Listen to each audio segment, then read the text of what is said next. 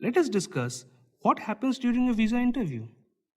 To get approval for visa, there is a need of interview with the consular officer, in which he will verify your credentials and decide whether you are fit for getting the visa or not. The consular officer will mainly focus on the following aspects, such as whether you are a fit student or not. In this, the consular officer will want to know about your educational background, whether you have taken tests such as GRE, TOEFL, etc. They will also ask you about your choice of program and reasons of choosing it. So, you need to be prepared for facing such questions. You must project your image as a serious student who wants to come to US only for studies. You must be thinking, does proficiency in English matter? What is the consular officer looking at?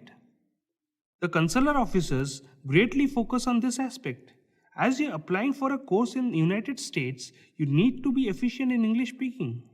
Or at least you should be able to communicate the basics properly, so that you won't face any communication issues in your day-to-day activities of study. During your education, the medium through which you'll be taught is English. So there is another important reason why you should be fluent with your English. Therefore, it is very important that you are able to understand and communicate with the class.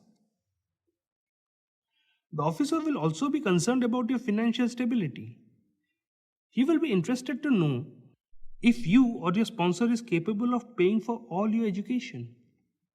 The finances have always been an important area on which the consular focuses on, as they want to ensure that you don't leave the program in the middle or do a job for supporting your education, as it will become a burden on the economy of the United States.